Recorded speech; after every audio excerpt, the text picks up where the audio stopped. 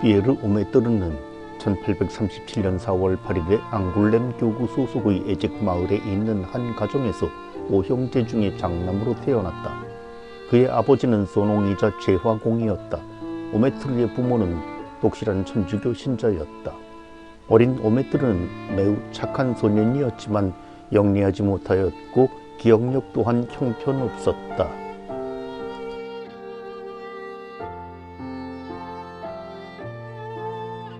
그는 사제가 되기를 원했지만 그의 본당 신부는 그것이 불가능하다고 생각했다. 그동안 본당 신부가 교체되었는데 새로 부임한 신부 또한 그에게 라틴어를 가르치기를 꺼려했다. 그러나 오메트르는 매일 아침마다 4km 거리에 사는 한 평신도 교사를 찾아가 라틴어를 배웠다.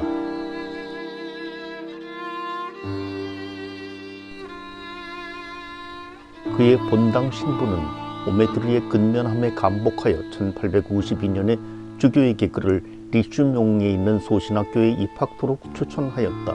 오메트르는 머리가 나빴지만 강한 의지력의 소유자였다. 그는 매우 열심히 공부하여 우등생이 되었다.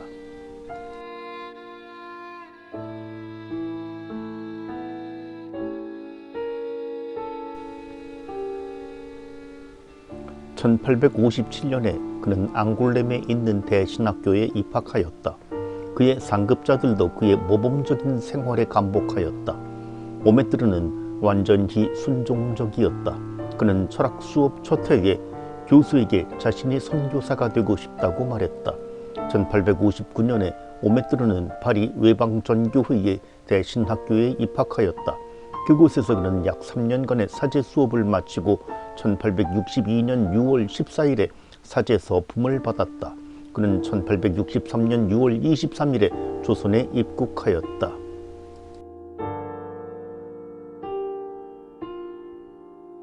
그는 먼저 수원 인근의 샘골에 머물며 조선어를 공부했고 다음에는 충청도 내포 지방에 있는 W주교가 기거하는 곳 근처로 이사하여 선교 활동을 이어갔다. 모든 천주교인들은 오메트르 신부를 사랑하였고 그의 선량함과 친절함에 감복하였다. 한때 베르네 주교는 오메트르 신부에 대해 이렇게 기록했다. 이 작은 사제는 사람들에게 성체와 동정마리에 대한 헌신을 훌륭히 가르치며 작은 기적을 이루어내고 있다.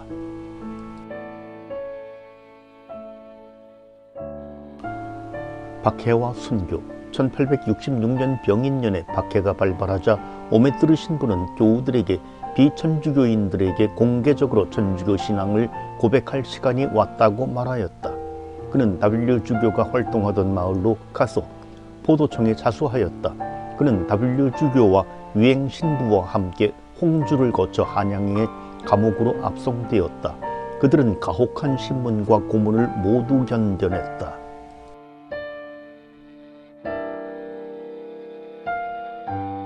1866년 3월 30일에 충청도 보령의 갈매못에서 오메트르 신부는 W주교와 유행신부, 장주기 요셉 그리고 황석두 루카 등과 함께 참수되고 군문 효수되었다.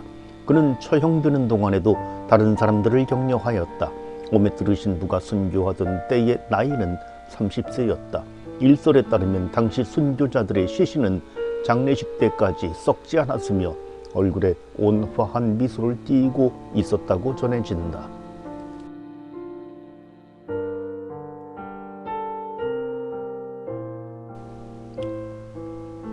오메트르 베드로 신부는 1968년 10월 6일에 성 베드로 대성당에서 교황 바오로 6세가 집전한 24위 시복식을 통해 복자 서품에 올랐고 1984년 5월 6일에 서울특별시 여의도에서 한국 천주교 창립 200주년을 기념하여 방한한 교황 요한 바오로 2세가 집전한 미사 중에 이루어진 백상위 시성식을 통해 성인 품에 올랐다.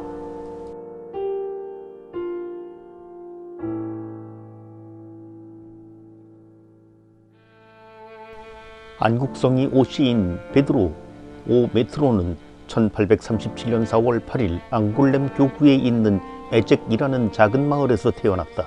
그는 첫째 아들이었는데 이 집안은 넉넉지 못한 집안이었으나 자녀는 5명이었다.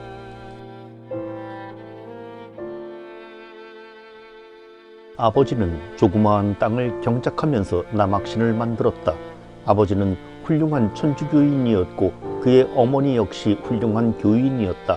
어머니는 어떤 신비스러운 예감에 의해서 천주님께서 그의 맏아들에게 주시려고 하는 훌륭한 장례를 직감했다.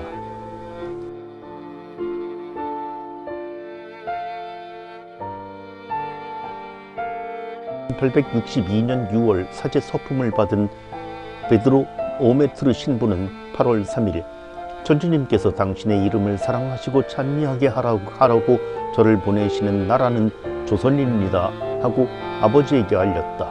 그 뒤 고국을 떠나 배낭신학교에서 공부하고 있던 두 조선인 신학생을 데리고 그 다음 해인 1863년 6월 달에 중국 어선을 타고 연평 바다를 거쳐 비교적 무사히 1863년 6월 23일에 그의 전주 지방에 도착하게 되었다.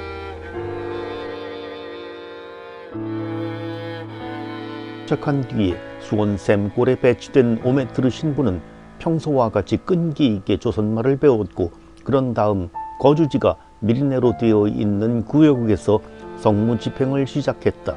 그러다가 얼마 안 되어 W 주교가 활동하는 신리마을을 거더리에서 꽤 가까운 곳인 내포 지방에 자리를 잡았다.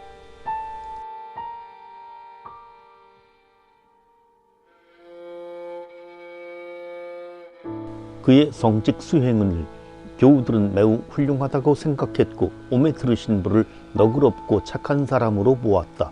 베르네 주교도 그의 성직 생활을 높이 평가했는데 오메트르 신부에 대해서 다음과 같이 전해주었다. 이 작은 초심자가 어지간히 놀라운 일을 곧잘합니다. 그는 힘과 어짐을 겸하고 있을 뿐 아니라 그가 맡은 교우 집단을 잘 다스리고 그들에게 성체와 성목계 신심을 가르쳐 줍니다.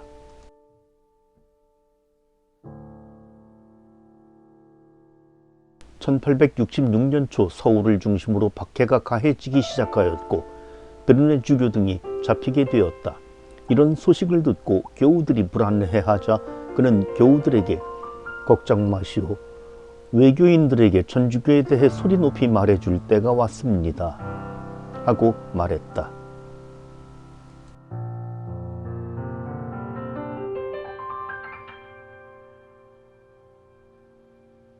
그는 자문을 구하기 위해 거더리에 있던 W 주교를 만나러 떠났다. 오메트르 신부를 만난 W 주교는 인근 마을 세거리에서 활동 중인 위행 신부도 불러서 여러 가지 의논을 하였다. 이때가 W 주교가 잡히기 이틀 전인 3월 9일이었다. W 주교나 두 신부 모두 이번 박해를 모면하리라고는 생각할 수도 없을 만큼 박해는 심각하였고 그런 불안 속에 그들은 일단 헤어졌다.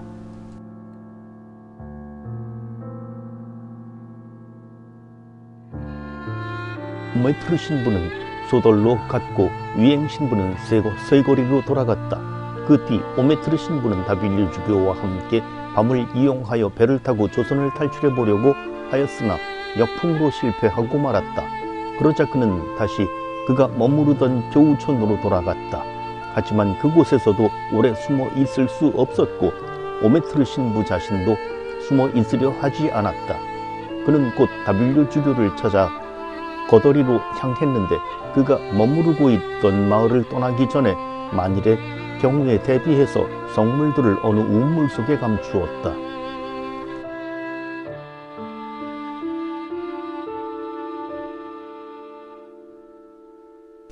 그것들을 가지고 떠날 수는 없었고 발각되면 교우들에게 누가 될 것이었기 때문이다. 그러고 나서 복사 이 빈첸시오를 데리고 실리를 향해 떠났다.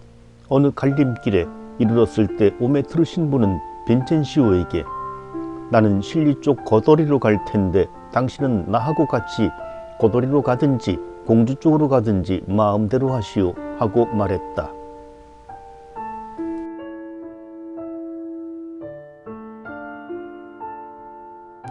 그러자 빈첸시오는 저는 실리로 갈 수는 없어요 하고 대답했다. 그렇다면 가서 잘 숨어 있으시오. 나중에 다시 만납시다. 하고 말하고 오메트르 신부는 혼자서 길을 계속해 새벽에 실리마을 다빌류 주교가 사는 동네에 이르렀다.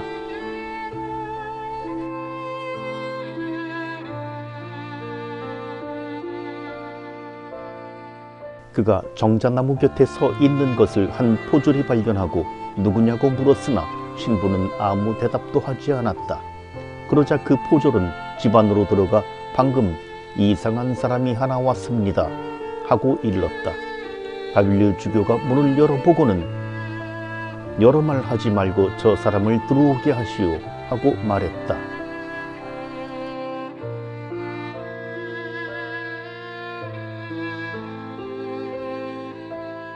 뒤 서울로 압송되어 오메트르 신부는 그의 어른이요 아버지인 주교와 같이 문초를 당하고 고문을 받았다. 그리고 군문 효수의 사형 선고를 받고 400리나 떨어진 사형장인 갈메못에서 1866년 3월 30일 정오에 주교 다음으로 참수 치명하니 바로 그날이 예수 순환일이요 바로 그때가 예수께서 십자가상에서 운명하신 시간이었고 그의 나이 29세였다.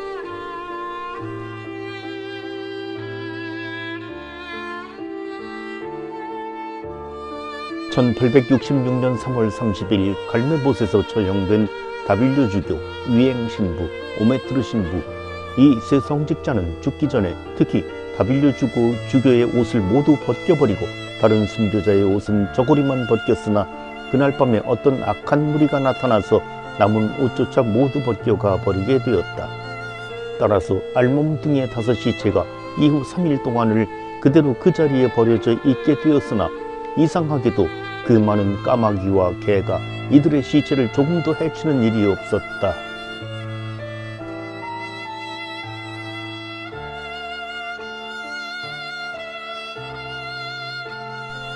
그러던 중 3일 후에 그 근처에 살던 외인들이 이들의 시체를 그 자리에 모래로 묻었으며 황석두 시체만이 며칠 후에 친척이 찾아가고 남은 시체는 그해 6월 초에 이르러 교우들이 찾아서 그곳에서 30리쯤 떨어진 홍산 고을에 옮겨다가 묻게 되었는데 돈이 없어서 관을 마련하지 못하고 무덤 하나를 넓게 판 후 시체를 칠성반 하나씩 받쳐서 묻게 되었다.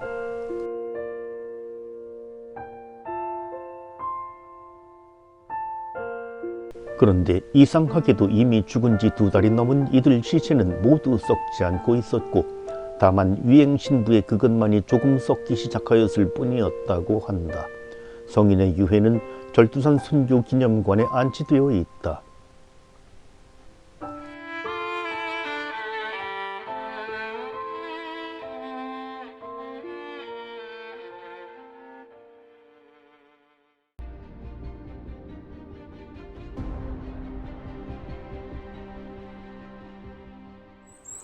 이곳은 경기도 용인시 수지구 광교산 골짜기에 있는 손골 성지입니다.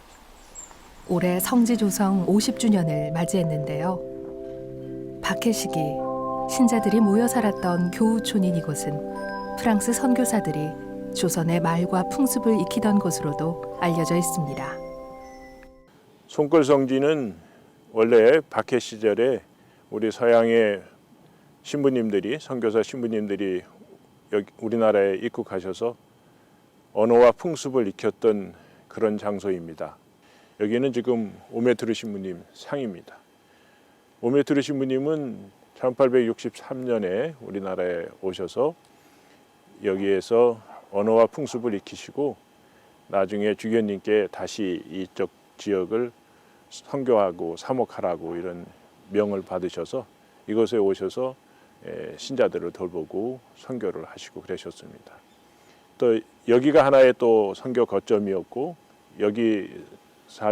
여기에서의 생활을 마치고는 미리네로 가셔서 미리네에서 또 선교 활동을 하시다가 병인박해가 터졌을 때는 평택시 안중 인광이라는 교우촌, 거기 구체적인 그 지명은 샘골이라고 그러는 거기에 계셨었습니다.